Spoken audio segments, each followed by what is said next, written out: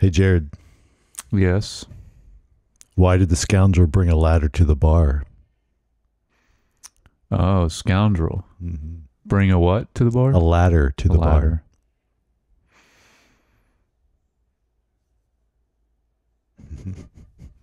No idea. Because he heard the drinks were on the house. That sounds good. That's pretty good. Okay. That was not what I was expecting, but all right.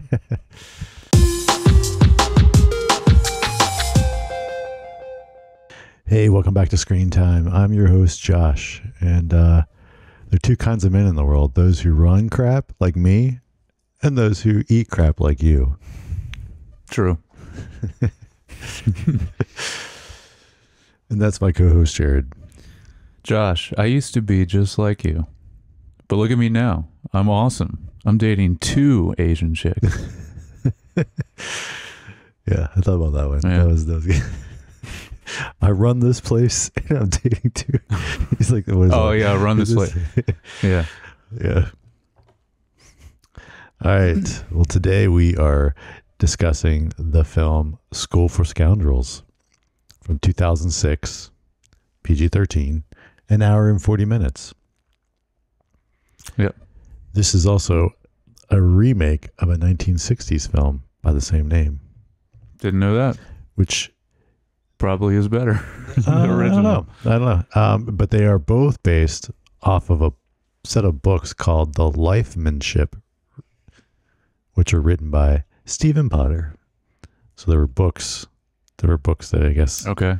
probably around this idea, and then Not this actual plot and story, just correct, the idea. more Okay. like I think the idea, like they were probably like That makes sense. Yeah. and then all right. So the synopsis: a young guy short on luck enrolls in a class to build confidence to help win over the girl of his dreams, which becomes complicated when it turns out his teacher has the same agenda. Yeah. All right. That's pretty much it. Directed by Todd Phillips. Written by Todd Phillips and Scott Armstrong. Cinematographer Jonathan Brown, who Did you look him up? I did. It didn't. He's done a lot of more like TV shows. A lot of like there were some NYPD something, some like that kind of TV shows, and then NYPD Blue? I don't think it was Blue. It was like something else. NYPD Blue is actually good. And more recently, did Madam Secretary, a bunch of episodes of that. I've Never heard of that. Yeah, TV show. Okay. Yeah. Music by Christoph Beck. Yeah. I'll get into Get in a little bit? he's done a lot. Yeah. Okay. Production cost $35 million. So that's a drop. Last one was like 60. So this is definitely. Okay. All right, we've got Billy Bob Thornton, John Hader, Jacinda Barrett, Michael Clark Duncan, Sarah Silverman, David Gross, Matt Walsh, Horatio Sands, Todd Luizzo, John Glasser, Paul Scheer, Ben Stiller, Luis Guzman, Dan Fogler, Jim Parson, and Aziz Ansari. All right. That makes anybody else? Nope. No. Did you get anybody else? Yeah, that's it. All right. So, well, I guess first, like, you'd never seen this, right? No. Yeah. Okay. I hadn't either. I thought I did, but I do. no. I have a vague recollection of like I remember a trailer or something. Probably Really? Okay. like just a vague like recollection of it. Once I kind of saw, I was like, oh yeah, I kind of feel like I've seen some scenes or shots from this, which probably was like seeing a trailer and be like, oh yeah, especially because which I did not look up, but I'm assuming this is post Napoleon Dynamite for John Hader. I think so. Yeah. So I would guess that maybe I was slightly interested in the film based on him being in it and being like, oh, he's doing something else. But yeah, but I know I never saw it actually. So I don't think I did either. Like the cover, like the poster, looked familiar. But yeah, I don't think I have, and the name too. But Yeah. Watching this time, I didn't remember. Like No. I don't. So I think it was first time. Yeah. All right. So, what's your overall thoughts on this film? This movie sucks. Oh wow. Okay. I did not like it at all. All right.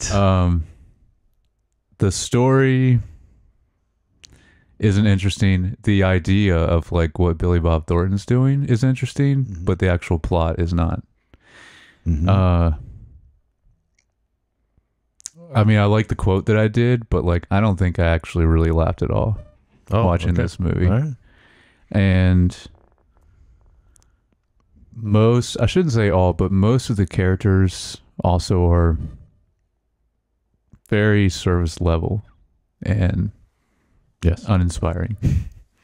So definitely his worst movie, and I imagine it'll probably stay there because I feel like the rest of these of his are better than this at least.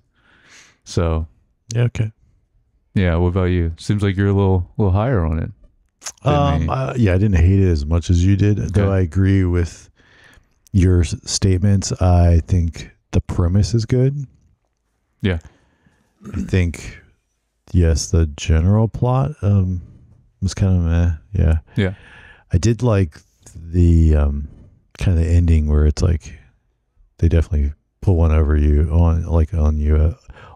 over on you as the viewer a couple times. Like you kind of, Yeah. because you're still seeing things from John Hader's perspective, and so he gets tricked, and then you think you figured it out, and then he gets tricked kind of again, and it's it's not always easy to do in writing, like to make that work, and I think they pulled it off. At least they tricked me as a viewer, like watching it, like Yeah. I mean, I didn't pick up on that, so yeah. I mean, it was executed. Yeah. But what I put down was like, started out was okay. So I think but then like definitely the middle part was just like, okay. It's just and I think it alludes to a little bit of what the joke stuff. Like there was a couple things I thought was funny, but like in general, like that stuff didn't work as well, which is pretty much what needs to carry that whole middle section. Yeah. Right. Well, and it's not, I mean, for him, Todd Phillips, because he wrote all these ones before it too, right? It's like, I think there'd be a little more, you would think, substance to it with the humor.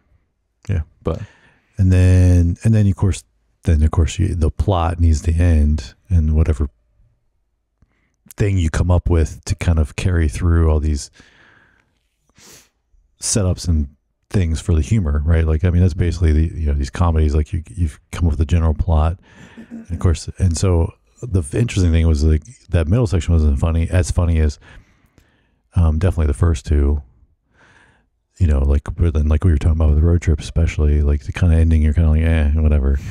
Yeah. But it doesn't matter because you're not really there for like that. Like I said, the ending was kind of interesting and like wrapped it up interesting. But then the middle section wasn't as strong, and that's the reason you're watching it, right? The comedy, not for the plot. Yes. So, yeah. And then my other note was like, I think a lot of it comes down to John Hader's. It's just not good. Not good. No. Yeah. And so, it's like if your very main character is just not good, that's tough. Yeah. So I think I maybe putting someone else in that position would have maybe brought would have changed the whole dynamic of the thing. I agree, because like you said, all the ancillary characters are one noted because they're not intended to give you depth. Like, I mean, they're just written that way, like, which is okay if you have a strong lead and antagonist, like with the teacher. And yeah, I think it's just bad casting. It is. And since you mentioned that, that's a note I had. It's just, I don't think John is a Heder. I don't know. I don't think he can play any other character but Napoleon Dynamite, because I think I've seen him in one other thing also, and he wasn't that great either. Yeah. Well, there's a reason where his career didn't go anywhere after. That's true. Yeah, you don't 'Cause really he see him at all probably took anymore. a few, this movie, a few movies, a few, Didn't work. Yeah. and then like everyone's like, oh yeah, no, he can't do anything else. No. And so then he's It's weird because like you think. I mean, he played Napoleon Dynamite so well. Yes. It's like you think he'd be able to get out of that at least a little bit as an actor, but I guess not. Because it was such a Very unique. yeah, and I don't character. think, and he's probably not real. Like he's unless Napoleon Dynamite as a character is pretty much who he is, and In he real wasn't life? and he wasn't acting. But I don't Maybe. think that's the case. No, I don't think so. Like he was able to embody something very different than himself. So it's interesting that he can't pull off that. But I mean, this kind of film, it relies a lot on comedic timing and things like that. And Yes. and Napoleon Dynamite, as much as it is funny, it's not funny because of his comedic timing. So, because it's not like he's having to land jokes. Yeah, It's very it's different. more physical. Yeah. Yeah, it's not. Yeah, it's not dialogue. Yeah, jokes. Yeah, you're right. Yeah. Other characters in that though, but yeah, not him as much. Yes. Yeah. Okay, well, let's get into a little bit more notes about this. Your thoughts? I mean, hardly anything. Okay. I mean, I already said one of mine, like about him, John Hader can't really play anything else besides Napoleon Dynamite. Okay. So, yeah, how many, you got I got a decent couple amount? things. So, Okay. yeah, I mean, I thought the couple of the scenes were kind of funny. I liked the like the first time he kind of stands up to the other meter maids, and then like he takes the guy's like whatever it was, I can't remember, some Danish or something, and Yeah. and then you're like, and then he ends up getting a swirly anyway, because it's like it doesn't. I mean, sometimes you can say what you want and have confidence. Doesn't mean you're gonna just get what you want. Doesn't mean the outcome's going to change. Yeah. So Yep. later it works when he's like confronts the guys that stole his shoes, because then the guy's like mom is like there or something, and she, when they're playing basketball, and she like steps in, and really that's the only reason why he didn't get beat up there, or he would have gotten beat up. I think I like the so the stuff with I forget what his name was, and Yeah, I don't remember any of the characters' names, honestly. Lesher. Lester, okay. Like the stuff with Lesher, there were some times where that stuff was funny. Like, definitely the stuff with him, the paintball, like when he just came out of the ground, like he was like a Rambo or something, and then like I did like the paintball scene. Yeah. and some of the paintball stuff was kind of funny. Uh-huh.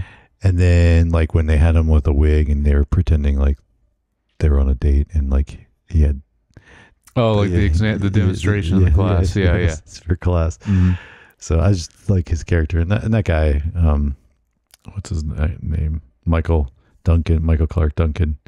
Yes. I mean, he's always great. I mean, because he's the guy that's in Mission Impossible, right? Or is that different? Which one? Which Mission Impossible? Maybe that's somebody else. I mean, he could be in it. I don't know. I don't remember what else he's been in. But I do. Yeah, that's the part of the movie I like, is kind of the actual like class scenes. You know, once Billy Bob Thornton starts going. Well, yeah, the first class, he like basically said like 2 words. Yeah. And then I was like, all right, that's it for today. Mm-hmm.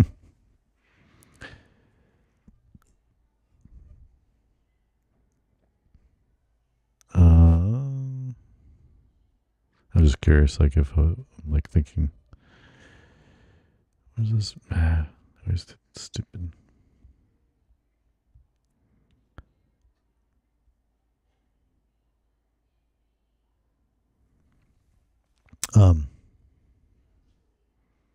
Yeah, and then when he was he was in yeah, it's not Mission Impossible, but yeah, he's in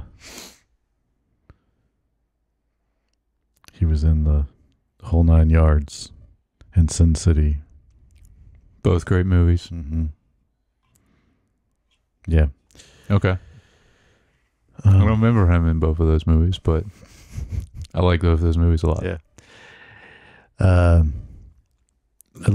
like I thought when he finally goes on the date with Amanda, that the scenes were it's kind of good because he seemed a little bit more natural. There was he was reading from the cards, but then he steals the lobsters, and then they're throwing them back out. But then he gets drunk for the first time, and that was kind of funny. Like see that date scene. I didn't like them. I didn't think it was that funny. Even like the lobster stuff. I don't know. Well, it wasn't like ha ha funny. Like it was more like cute funny. Like that way. Yeah, that's true. But that's what I mean. Like that's a different thing than what Todd Phillips has done so far. Yes. So yeah, wasn't really expecting it. Yeah. When they play the doubles for tennis, and he keeps hitting Billy Bob Thornton's character. Yeah. Like that was pretty good. Like because you don't expect him to do it so many times. No. And then eventually, I thought that made me laugh and kind of cringe at the same time because of getting hit in the balls. Yeah. Yeah, it is a different kind of humor for the most part. Yeah. Now I'm thinking about it more. Because these previous Todd Phillips movies are a very specific kind of humor. And they were all similar in that way. And this is... Maybe that's why I didn't like it. Yeah. I was just expecting the same thing again, just a different scenario, obviously, but same kind of humor that he's used to. Because then, we go back to that. Like, what, Hangover's next? That's back to... Yeah, what he's done before. Right, so... And refined and perfected. Oh, yeah. And I'm excited because I haven't seen that in a long time. Yeah, I watched it not that long ago. Really? Lucas and I watched it probably 2 years ago, sometime around not too long after he was, kind of like, oh, you're old enough. You're old enough now for this, yeah. Well, I'm sure it still holds up very well. It did. Yeah. Cool. Yeah. And I think it's unusual as a creative to make you need to have. I mean, even I feel like Starsky and Hutch was kind of a little bit step down from the first two films. Yeah. And this is even a more of a step down. But then after that, then you have a big hit, right? And you have something that resonates and really comes together. So, I mean, it's just, it can't all be spectacular in that sense, Yeah. And he might have just been experimenting at this point and trying a different style of comedy, I guess. But I was wondering that because it seems like pretty much the rest of his filmography, if it's a comedy, it's very similar type of comedy. So I have a note just on a song, the opening credits song that's playing. It's just a great song. Lovely Day by Bill Withers. So that was a good choice. That's the only actual song, though, now that I'm thinking about it, that I remember. Okay. And do you remember any other actual songs? Not off the top of my head. Yeah, nothing stood out that I was like... Not even over the end credits, I don't think. Yeah. But anyway, so I wanted to shout out that song. Yeah, now I think about it, you're talking about credits. Did it have outtakes in this one? No. It didn't. Not that I saw. It was the first one. But I didn't go through the whole credits, but... Yeah, but normally they go right into it. Yeah, it would go right into it, yeah. Yeah. This is before even post-credit scenes, too. Yeah. No, but up to this point, all his film... Well, there's a lot, but he always did that. He always put those... Yeah, we've been talking about bringing it back. Yeah, how it's good. It's slowly happening, maybe. in movies. But yeah. The any other notes you have? I just have one more. Okay. Let me go ahead. Yeah. Okay. The Ben Stiller character. Yes. Didn't like him even in this, which sucks because it's Ben Stiller. Yeah. Yeah, I just didn't like who he was playing in this. Yeah. And it's not his fault, like, No. at that point, because we know how good Ben Stiller is. Yeah, it was also interesting to see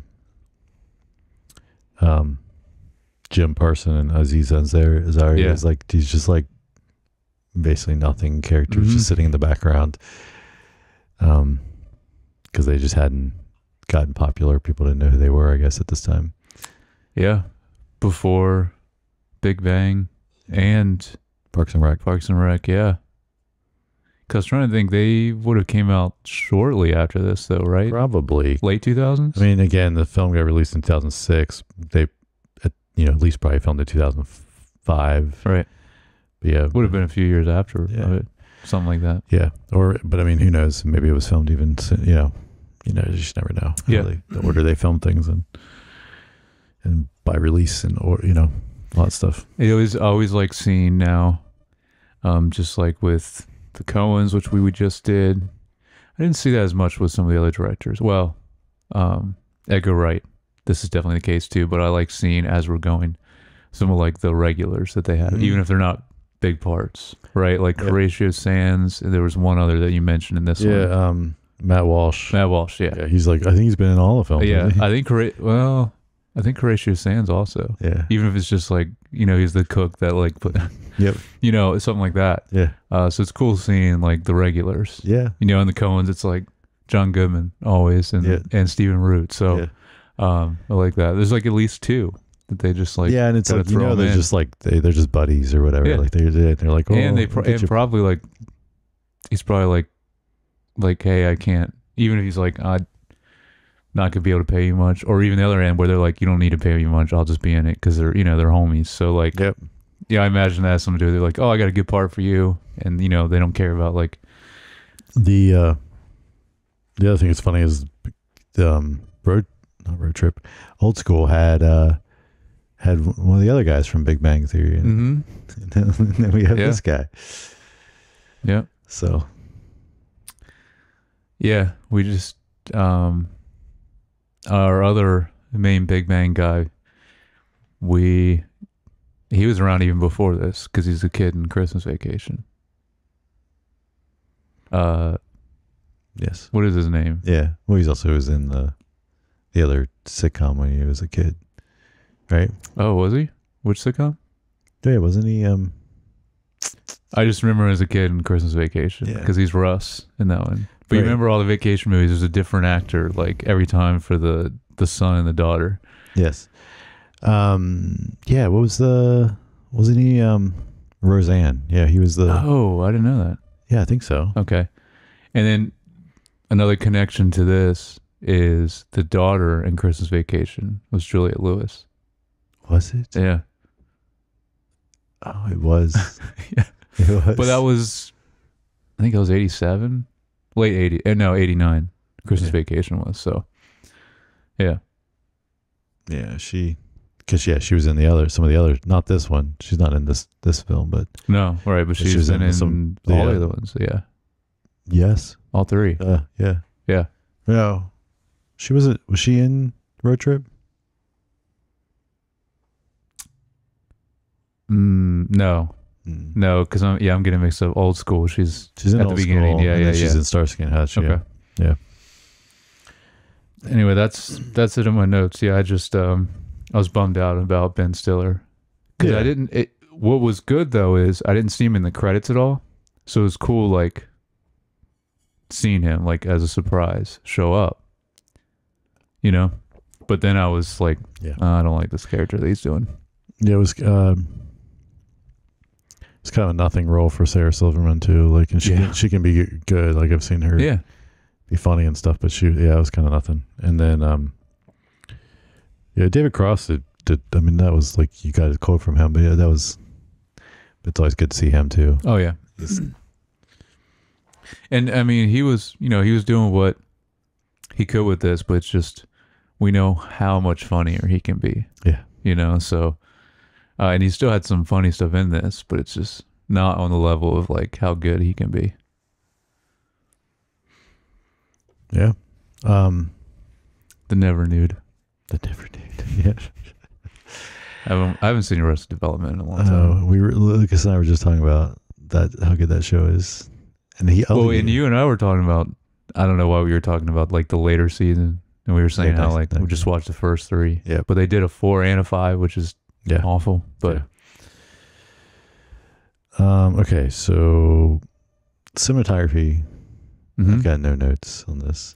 It was, I mean, nothing like. No, I don't either. I mean, it was nothing bad, but it was also nothing. Nothing stand out. No.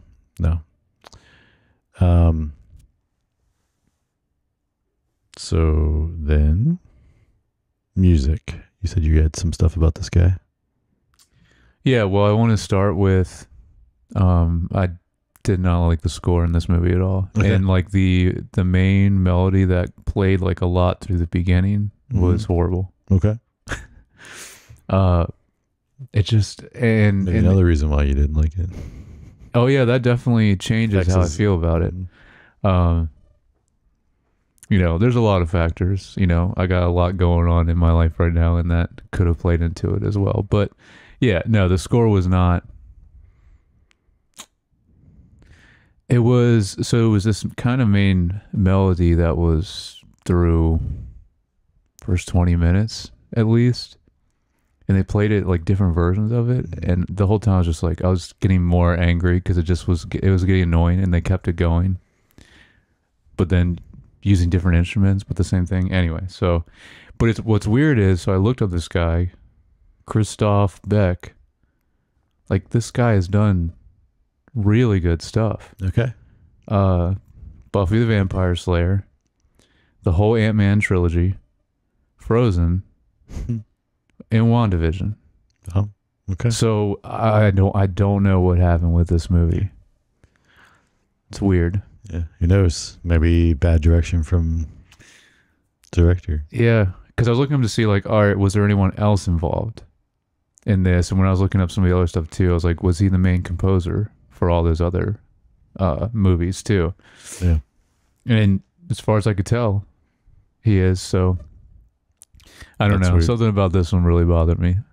The score. So yeah. Interesting.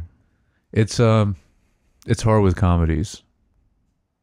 Cause like I haven't mentioned like a ton of positive stuff so far about these comedies with score, but it's normally not an emphasis. Depends on the movie. It can be. But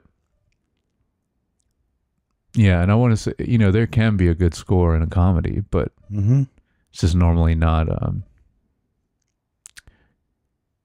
as much a priority, but also most of the time it's mostly just songs and not much of a score. It's just a soundtrack. So right, yeah.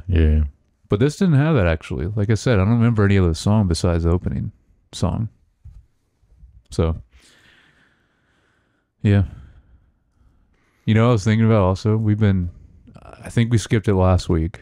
Not that I have anything for this one, but themes and messaging. Yeah. I think we skipped it last week. Yeah, because I was like, yeah. So I don't know. Do you have are we going to do it this one? All right, well, let's see. I don't have anything. You got nothing? Come on. No.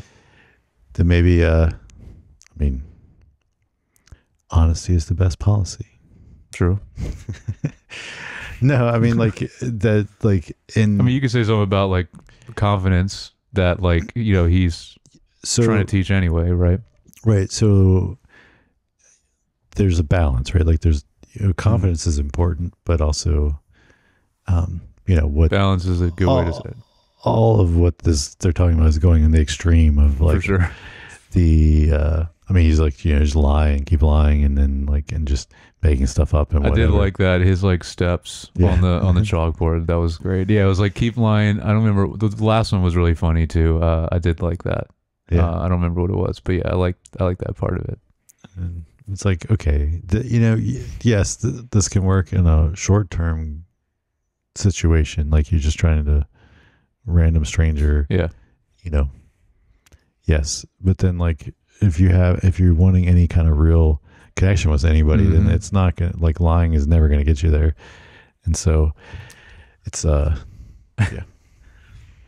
And if you're gonna go this way with it, the better method, and was executed better in a movie or show, is in It's Always Sunny with the dentist system. I don't know if you've seen that recently. I haven't seen that. Is that more recent episode? No, that was like season 3. Okay, I don't remember. You just probably haven't seen it in a long It's just time. been a long time. Yeah, I've been rewatching it. So okay. Anyway, that's like one of the most iconic episodes. So he's got it's an acronym for his whole way of getting girls to. How's he say? He's like getting girls to like always. Never want to, like, no matter how angry they are, like they're just always going to be talking to him or something. I don't know, but it's great. All right, so maybe do a little trivia. All right, Ben Stiller's cameo was shot in 2 days in California because he was unable to fly to New York for filming due to scheduling conflicts. I was trying to think what else he was doing around mid-2000s,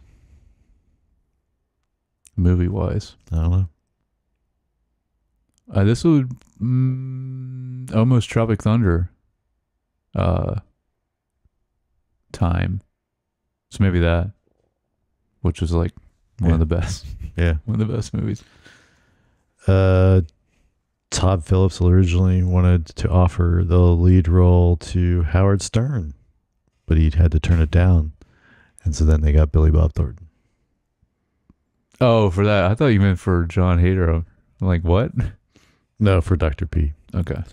Bill Murray. Bill Murray better. was attached to play Dr. P at one time. That would be sick. With Christopher Masterson playing Roger. I don't know who that is. Let me click on it because I still don't know. I see a picture of him. I'm like, I don't know this guy. Oh, he's in Malcolm in the Middle. Okay. So, yeah.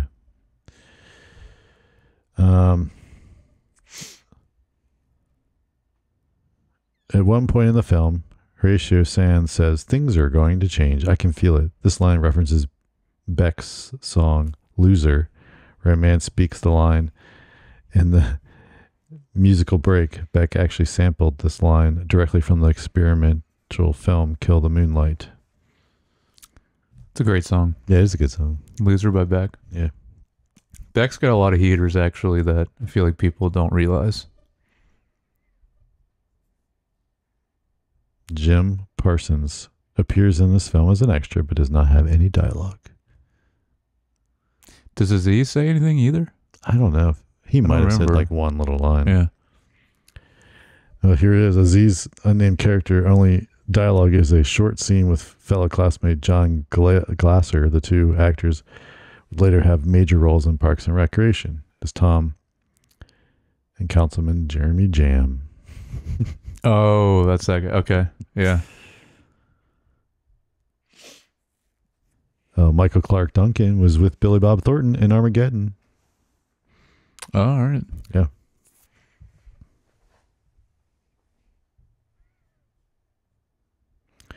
So as of 2023, this is the only Todd Phillips film that was not distributed by DreamWorks or Warner Brothers. They were like, we don't want it. Yeah, I guess. Wow, all of them, even now? Oh, it's 2023. Yeah, last year. Yeah. By the way. Yep. Did you? Oh no, I think you said you purposely didn't want to watch it, but there's a new trailer for Joker 2. Yes, I know. I did not watch it, but Yeah. yes, I know. It's very good. Very good trailer. Nice. I can't have myself with those. I have to watch it. I have to watch the trailers, but it would probably be better to go in blind. Well, like I said, I tend to not watch if it's something I know I'm going to watch anyway. Right. It's like, man, there's no reason. No, that makes sense. I just to distort my hype or, yeah. Yeah, I mean, and that's what a Obviously, trailer's supposed to do, is to make you want want to go see Yeah. it, but if I'm ever going to go see it, then it's not going to change that. And Yeah. I'd rather be surprised to. Mm-hmm. by visuals and plots and things. Here, there's I'll have to look at the cinematographer because I don't know if it's the same for the first Joker movie, but you're gonna have a lot to say about the visuals Mm. in those movies. They look very good, very interesting. Yeah, looking forward to it. Looking forward to it. It's gonna be a short. I'm assuming this is probably our shortest pod. Might be. Seems a little bit, Might yeah, be. a little bit Okay. quicker. Any other final thoughts on this film? No, I was looking. I don't think I have anything else written down. My notes got messed up, but I think I had everything. Nope. Cool. That's it. Well, let us know what your thoughts are if you've seen School for Scoundrels or not, and whether you liked it or not. You can leave a comment or email us at feedback@screentimepod.com or DM us on Instagram. I'm at jyoungbar. And I'm at Jared Youngbar. All right, and we'll catch you guys next time.